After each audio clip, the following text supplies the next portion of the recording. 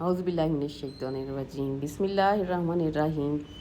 آج بسم اللہ الرحمن الرحیم کی فضیلت کے متعلق ایک اور فصل حاضر خدمت ہے۔ اکرمہ کا قول ہے کہ جب اللہ نے لوح و قلم کو پیدا کیا تو سب سے پہلے قلم کو حکم دیا لکھ۔ قلم نے لوح پر چل کر وہ سب کچھ لکھ دیا جو قیامت تک ہونے والا ہے۔ لوح پر سب سے پہلے بسم اللہ الرحمن الرحیم لکھی گئی۔ جب تک لوگ اس آیت کی تلاوت پر قائم رہیں گے اللہ نے ان کے لیے امان مقرر کر دی ہے۔ بسم اللہ آیت امان بھی ہے۔ ساتوں آسمان والے، اونچے مرتبے والے اور مقرب فرشتے، صف بستہ قیام کرنے والے اور اللہ کی پاکی بیان کرنے والے فرشتے بھی اس کو پڑھتے ہیں۔ سب سے پہلے یہ حضرت آدم علیہ السلام پر اتاری گئی۔ آپ نے فرمایا جب تک میری نسل اس کی تلاوت پر قائم رہے گی عذاب سے محفوظ رہے گی۔ پھر اٹھا لی گئی اور دوبارہ حضرت ابراہیم خلیل اللہ پر سورہ فاتحہ میں شامل کر کے اتاری گئی۔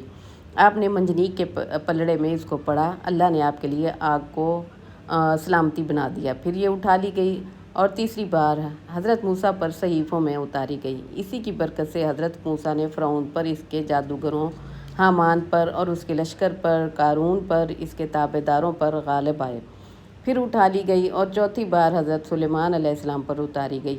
اس وقت ملائکہ نے کہا بخدا آج آپ کی حکومت کامل ہو گئی۔ چنانچہ جس چیز پر حضرت سلیمان علیہ السلام بسم اللہ پڑھی وہ ان کی فرما بردار ہو گئی۔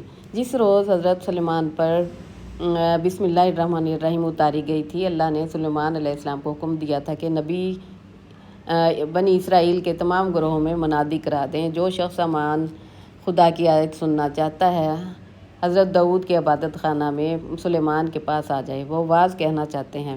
چنانچہ ہر وہ شخص جس نے اپنی جان کو عبادت خدا کے لیے وقف کر رکھا تھا اور ہر روزہ دار تیزی کے ساتھ لپکتا ہوا آ گیا۔ حضرت سلیمان کے پاس جب عالم، عابد، زاہد اور تمام گروہوں والے جمع ہو گئے تو آپ نے آیت امان یعنی بسم اللہ الرحمن الرحیم تلاوت کی۔ بس جس نے بھی سنا اس کا دل خوشی سے بھر گیا اور کہنے لگا ہم شہادت دیتے ہیں کہ آپ اللہ کے سچے پیغمبر ہیں۔ اسی کی برکت سے حضرت سلیمان علیہ السلام روئے زمین کے بادشاہوں پر غالب آئے اور اسی کی برکت سے اللہ نے اپنے نبی محمد صلی اللہ علیہ وآلہ وسلم کے لیے مکہ کو فتح کیا۔ پھر سلیمان علیہ السلام کے بعد اٹھا لی گئی اور حضرت عیسیٰ علیہ السلام ابن مریم پر اتاری گئی۔ آپ اس نزول سے خود بھی خوش ہوئے اور آپ کے حواری بھی۔ اللہ نے آپ کے پاس وحی بھیجی کہ اے کنواری کے بیٹے، کیا تجھے معلوم ہے کہ کیسی عظیم الشان آیت تیرے اوپر اتاری گئی؟ یہ آیت امان بھی ہے۔ کھڑے بیٹھے لیٹے، آتے جاتے اور چڑھتے اترتے اس کی تلاوت بہت کیا کر۔ قیامت کے دن جو شخص ایسی حالت میں آئے گا اس کے اعمال نامہ میں بسم اللہ الرحمن الرحیم کی تلاوت 800 بار لکھی ہوگی اور میری توحید اور ربوبیت پر اس کا ایمان ہوگا، میں اس کو دوزخ سے آزاد کرا دوں گا اور جنت میں داخل کروں گا۔ تیری قرات اور نماز کا آغاز اسی سے ہونا چاہیے، کیونکہ جو شخص ایسا کرے گا اور اسی حالت میں مر جائے گا تو منکر نکیر کا اس کو کچھ خوف نہ ہوگا۔ سکرات اور موت اور قبر کی تنگی اس پر آسان کر دی جائے گی۔ اس پر میری رحمت ہوگی، میں اس کی قبر میں کشادگی کر دوں گا اور بقدر رسائی نظر قبر میں روشنی اور فراغی کر دوں گا۔ جب اس کو قبر سے برآمد کروں گا اس وقت اس کا جسم گورا اور چہرہ نورانی اور نور چمکتا ہوا ہوگا۔ اس کا حساب کر دوں گا اور اس کی نیکیوں کا پلڑا بھاری کر دوں گا۔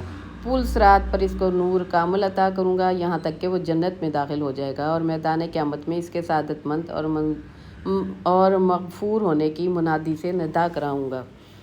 حضرت عیسیٰ نے عرض کیا اے اللہ میرے رب کیا میرے لیے خاص ہے؟ فرمایا یہ تیرے لیے اور ان لوگوں کے لیے بھی جو تیرے پیرو ہیں اور تیری رفتار پر چلیں، اور تیرے بعد احمد اور ان کی امت کے لیے بھی۔ حضرت عیسیٰ علیہ السلام نے اس کی اطلاع اپنے فرما برداروں کو دے دی اور بشارت دیتے ہوئے فرمایا کہ میرے بعد ایک پیغمبر آئیں گے جن کا نام احمد ہے، ان کے اوصاف و احوال اور فضائل ایسے ہیں۔ حضرت عیسیٰ نے اپنے تابعین سے رسول اللہ صلی اللہ علیہ وآلہ وسلم کے متعلق عہد لے لیا تھا، اور جب اللہ نے ان کو آسمان کی طرف اٹھایا اور اس وقت بھی انہوں نے اپنے ساتھیوں سے تجدید عہد کرا لی تھی، لیکن جب آپ کے حواری اور اتباع کرنے والے ختم ہو گئے اور دوسرے لوگ آئے تو وہ خود بھی گمراہ ہو گئے اور دوسروں کو بھی گمراہ کر کے دین کو بدل ڈالا اور دنیا کو لے لیا۔ پس عیسائیوں کے دلوں میں آیت امان اٹھا لی گئی، صرف ان لوگوں کے دلوں میں رہ گئی جو انجیل والوں میں سے صحیح مسلم میں تھے، جیسے راہب وغیرہ۔ اس کے بعد جب رسول اللہ صلی اللہ علیہ وآلہ وسلم کو اللہ نے مبعوث فرمایا اور مکہ کے اندر سورہ فاتحہ میں بسم اللہ الرحمن الرحیم اتاری گئی تو رسول اللہ صلی اللہ علیہ وآلہ وسلم نے حکم دیا کہ صورتوں اور خطوں کے اور کتابوں کے شروع میں اس کو لکھا جائے۔ اس آیت کا نزول رسول اللہ صلی اللہ علیہ وآلہ وسلم فتح مکہ کا موجب بنا۔